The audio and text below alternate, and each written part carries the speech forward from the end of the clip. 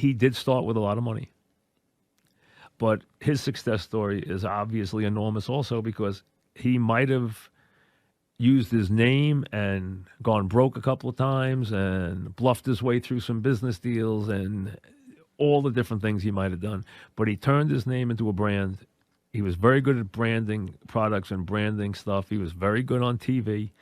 And now he's done the unthinkable. He's actually turned it into a stint as the president of the United States, which is unbelievable. On the other side, you got a guy who started from very modest beginnings, who, after losing his job, went out and started an industry that revolutionized the information industry and has turned it into the Bloomberg empire.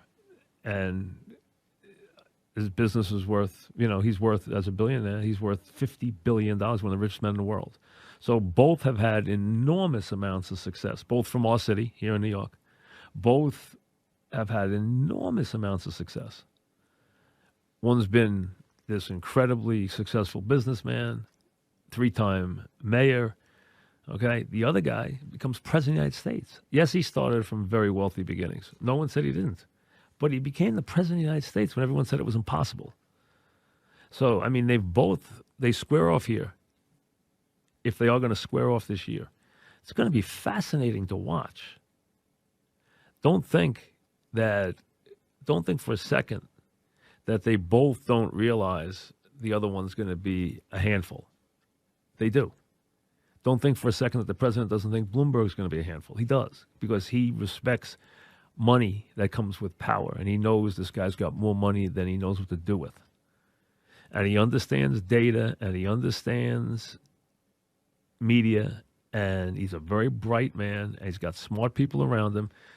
We know he's not a great debater, which Trump hits him on. We know he's small of stature. He's not a very personal guy. I've told you that. I've been in his company. I've been in both their companies on numerous occasions. I've been in Trump's company more. I know Trump much better than I know Bloomberg. I've met both of them.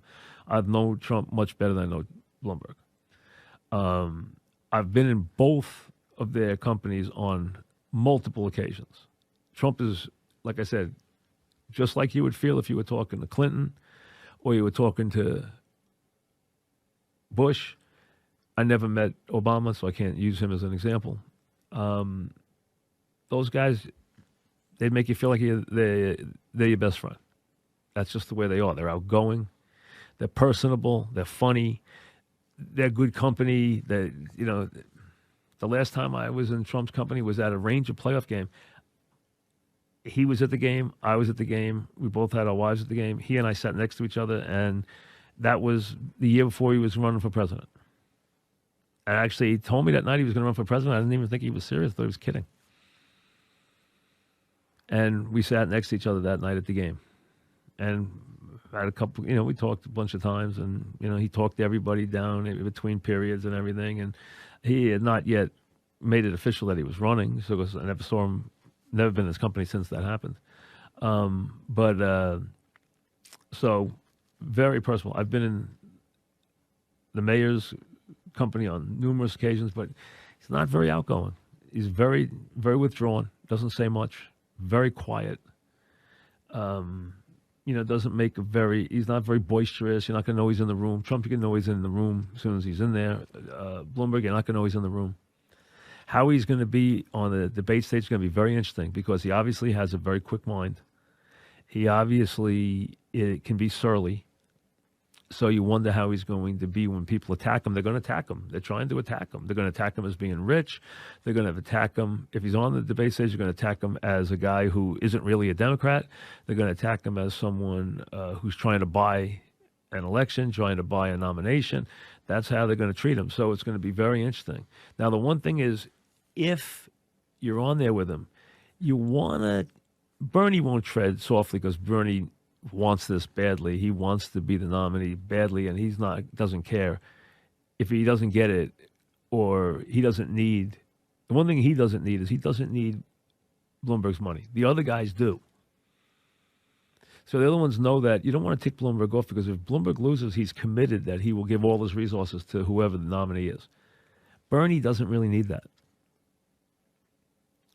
Bernie's got a money's not Bernie's issue. Bernie's issue is, does the rank and file, the central part of the middle part, the middle core of the party, does it believe he can win? Or do they think he's too extreme? There are Democrats out there that don't like Trump. There are Democrats out there who want badly to get a victory in November, but they do not like his views. They think he's way out there. They think he's destructive. They think Bernie's, is anything but a guy who is, something that makes sense for America. That his programs are way too left and way too radical. And a lot of people feel that way. I feel that way. I don't think what he says is realistic. I don't think he can pay off everybody's student's loan. I don't think that's even remotely possible. I don't think he can give everybody free college. And I don't think in a country of 330 million people, he can give everybody health care. I think all those are preposterous. I don't think there's any one of those that he could ever get through. We already have debt that is insane, and it's growing enormously. It grows for every president, and it's still growing dramatically now. The Republicans used to care about the how big the deficit was. They don't seem to care anymore. The bottom line is it's enormous, and eventually somebody's going to pay the piper. We're going to leave our kids in a very, very bad way with that thing. I don't know if it'll be in our lifetime, but in their lifetime for sure. In my kids' lifetime, absolutely. I worry about that. You worry about the country you're going to leave behind for your kids. You do worry because you worry about it from your kids' standpoint. You want them to have a life that, you like. You want it to, you think that it's going to be a prosperous place and be the America we always know it's been when we leave. This time you wonder about it in 30, 40 years. You really do, especially when it comes to the size of the deficit, which is going to start to really wreak havoc. It probably should have already, as a matter of fact.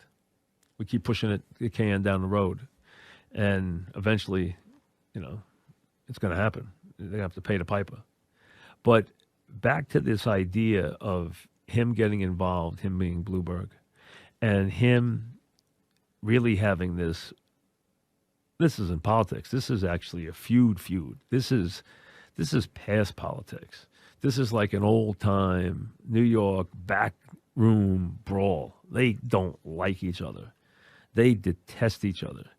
And they know they can get on. They know that Mini Mike and all the other stuff bothers Bloomberg, and Bloomberg knows, and rightly so, that every jab he gets in about Trump being a terrible businessman and starting wealthy and everything really gets under the president's skin, which it does. So it's fascinating to watch. Now, there's a lot that has to happen here. So, because let's be honest, Bloomberg really isn't a Democrat. He's trying to steal a nomination. But the party might come to a point where they want to be Trump enough that they say, this guy is our only chance.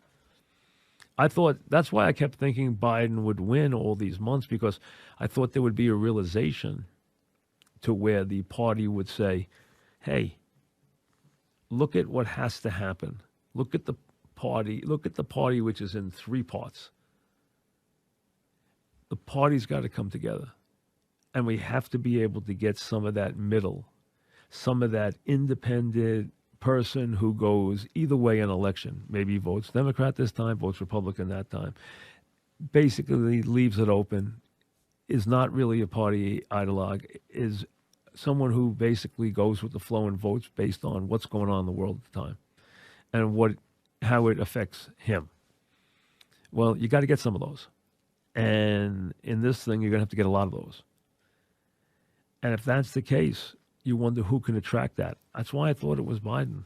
But he doesn't look like he's got any life left. Now, we're going to find out soon enough, because he's going to have to pull a win off here. If he doesn't pull a win off here in Nevada or South Carolina, or maybe both, we know that Bernie's got problems in Nevada, because you have the culinary union there, which is so big, has put out pamphlets and leaflets and flyers saying that they don't agree with Bernie's health plan, and they feel like it's a gross negative, and they have announced that they have been pressured by the Bernie followers, who are very rabid, and that they don't like the idea that they've been pressured by them, because they're 60,000 strong, these guys in Nevada, and they're not pro-Bernie. So that is the kind of issues that Bernie's going to run into as he gets deeper into the campaign. Can he do well with unions? Can he do well with people who don't want their health care touched? Can he do well in the black community? So those are going to be the issues. It's going to be interesting to watch. It really is.